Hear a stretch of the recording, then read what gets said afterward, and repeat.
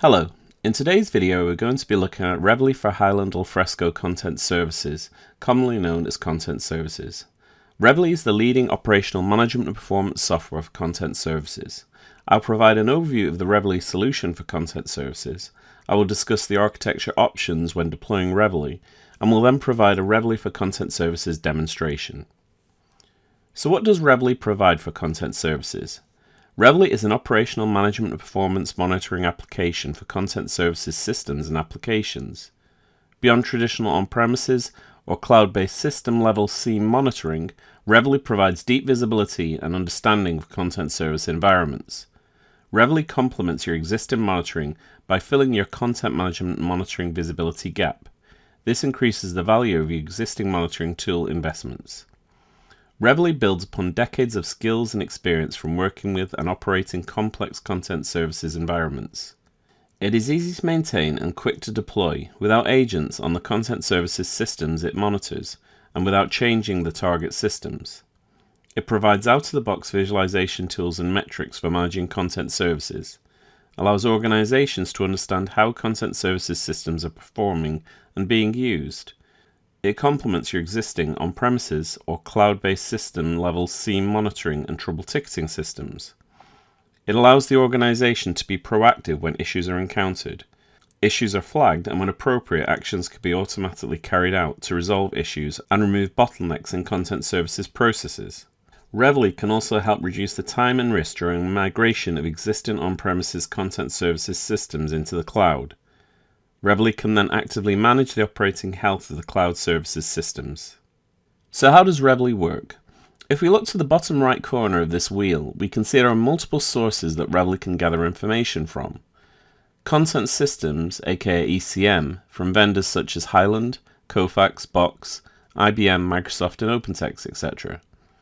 Reveille manages and monitors these systems by collecting information from them, checking how the systems are performing and being used. This also includes gathering information about end-user transaction performance, activity, and user behavior. Reveille ensures that everything is running the way the organization would expect. We can analyze the data being gathered into Reveille and look at usage and performance trends. This data can then be compared to thresholds the organizations deem acceptable. We can define acceptable baselines. We can visualize this data using Reveille dashboards. And if required, when problems are encountered, we can act on those, providing workarounds or resolutions automatically or on demand, reducing the manpower required to support these complex content management platforms. Reveille has a simple architecture. It is made up of two components, Reveille Platform and Reveille User Analytics. In conjunction, these two Reveille components allow us to monitor the complete enterprise content management and capture environment. Not just the content management environment specifics, but also the elements that support this, such as databases, application servers, index servers, ingestion areas, etc. Reveille has virtually no effect on performance of the enterprise content management environment. It can be turned on and off and have no impact. This is not like turning on a vendor's logging capability. Reveille can be deployed on premises, in the cloud, or in a hybrid approach. Reveille can then monitor content management systems both on-premises and in the cloud. So let us look at the Reveille product and get a better understanding of Reveille. Typically, the first interaction with Reveille is notification. This could be in a post in Microsoft Teams, email notification, or by passing an alert onto a trouble ticketing system.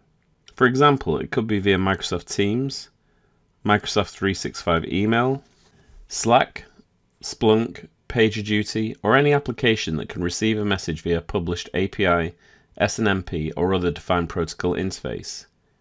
The key is receiving a notification when or even before something significant happens. The organization defines what is significant, so we do not need to send multiple notifications that are not required. We see timely flags when something is happening on the system that is of interest. Once we have reviewed our notification, we open the Reveille User Console. This is where we investigate any issues that Reveille has encountered. The first screen we can see is the Reveille System status. This tells us what is running within Reveille and what is being monitored, who has been notified of any issues, etc. We next drill down into the Reveille System. This is where we can start to get a view of not only our content services system, but our whole content management environment. It shows all the elements that are being managed and monitored within Reveille. You can see I've structured my Reveille environment based on product. We are monitoring content management, capture, archive, and collaboration systems. Typically, in production environments, we'd likely not structure our monitor by product. Monitors are normally structured by server, functional area, business area, etc. This is defined by the organization's requirements and who is managing the environment. For example, someone from security may want to see how the system is being used, so they would only look at a certain set of monitors checking for unusual content access. Alternatively, an IT admin may want to see how all the content management servers are running and user performance. Access to monitors within Reveille can be dependent on an individual's role. We can also group these monitors in different ways. We might group by location or department. So again, this gives us flexibility in structuring Reveille in a way that best meets the organization's requirements. If we go back to our monitors, the next thing we can see is that the monitors are different colors. The color represents the severity status of the monitor. The orange monitors have a warning, the red monitor has a severity 1 issue, the green monitors have no issue. We can filter on status and only look at monitors with issues or warnings. We can also filter by name. So for example, look for monitors based in New York. This allows us to quickly access the monitors of interest and go directly to the area we need to manage. Next, I'll open up a Content Services monitor and drill down to the next level of detail. The boxes you can see within the monitor diagram are called Reveille resources. Resources allow us to structure the monitor based on the organization's system and requirements. You can see we've structured this based on different areas of content management functionality. So again, we can see Reveille's flexibility and its ability to allow an organization to manage its environment in a way that makes sense to them. Across the top of the monitor, you can see different tabs allowing us to access monitor-related data. Status allows us to look at the monitor resources in more detail. We can also open these resources to view the tests within them and the status of each test. We can look at captured issues via the log, test response times, the number of incidents we've encountered and how many have been resolved. We can see who has been notified of issues, and we can view metrics. We can view out-of-the-box content services processing and operating metrics. There are over 85 metrics available. As a test runs against the enterprise content management environment, we gather data. This data is held within a Reveille metric. Multiple metrics over time allow us to produce trending analysis. We do this because it provides us with an historic view of how the system is being used, how it is performing over a period. We can look at this data and assess what's acceptable performance and usage, and define a baseline which we can evaluate against. If an evaluation fails, we can then flag it and raise a notification via one of the channels we discussed earlier. Reveille also gathers what we call user analytics data. If we open a Reveille dashboard, we can see this data. User analytics data covers what end users are doing within the system and how the system is performing for them. When a user interacts with the system via a web-based content services interface, such as Alfresco Share or Content Services REST-based custom app, Reveille looks at the packets at the start and the end of the transaction. When Reveille sees these transactions going across the network, it extracts the relevant data and creates a transaction within Reveille. Reveille works in parallel with only Content Services network traffic. It does not intercept it, so it has no effect on the performance of the network traffic. It provides Content Services transaction visibility with context. You can see the type of Content Services business transactions available could be anything, from searching, logging in, logging out, deleting a document, exporting a document, etc. Typically, with each transaction, Reveille gathers when the transaction took place, whom carried out the transaction, what the transaction was, the duration of the transaction, the server and client IP addresses and ports, the repository the user was connecting to, and any related transaction properties or custom fields associated with that particular transaction. So for example, with a search transaction, the custom fields could potentially hold the search criteria. On a view document, it could contain the document name and the document size. With this unique capability, transaction performance is no longer subjective. Reveille can gather the true nature of the transaction. Also, all the above fields can be sorted upon. It is a combination of this transactional data and the metric data that allows Reveille to provide insight into how the system is being used and how it is performing, and whether it is working correctly for end users. Dashboards allow us to visualize this data. Here you can see different types of user activity. When users log in and out of a specific repository, the number of transactions completed, how many documents were checked in and checked out, etc. To do this without Reveille is difficult. You may have to turn on content management system features such as low-level interface tracing, additional database or file logging, or try divergent log correlation approaches that can have an adverse effect on system performance. This dashboard is focused on content services performance. Performance monitoring can be dependent on the type of system we are monitoring. For example, when we monitor a content services environment, we may be interested in transaction counts, query times, user counts, rendition processing, search performance, etc. In a separate capture environment, we could be interested in batch counts, task queues, batch exceptions, license counts, batch aging counts. We may be also interested in CPU usage, memory usage, the amount of disk space remaining, thread counts, etc. across all the systems we are monitoring at the time of an application issue. Here, we are looking at transactional data from a user behavior point of view. We are looking at how many documents have been exported. We can also see it is being evaluated. If more than 30 documents are exported, Reveille will flag this as it may be a security issue. This requirement is from a customer. They wanted to know if anyone had exported a lot of content overnight. So the customer scheduled the evaluation to start at 7 p.m. at night and finish at 8 a.m. the following morning, so they could see if anyone came in overnight to download a lot of content. If they did, security would be notified, and if required, the user could be automatically disabled. Reveille provided an insight and control they never had before. If we scroll down, we can see the data presented in different ways. For example, the same user but with a different IP address. What this is saying is if one user ID is used to log in multiple locations at the same time, it might be that that user ID has been compromised and we need to disable it. Dashboards are very helpful, but we may also want to produce static reports on this data. These dashboards can be manually or automatically produced and sent out on a scheduled basis, or you can publish direct links to the Reveille dashboards to access them directly from a URL or as a widget in a performance management portal. If I go to Reports and click on Applications, I can produce a report to tell me what a specific user has been doing on the system. I filter the report for a certain time frame and what a user is doing on the system. Reveille also provides performance reports. Here we're looking at a customer experience report that shows how the system is performing for end users. Here we have a monthly system availability report showing any downtime there has been. An SLA report shows whether the content services system is meeting the required service level requirements. Reveille has a REST-based API providing access to Reveille data from other common applications.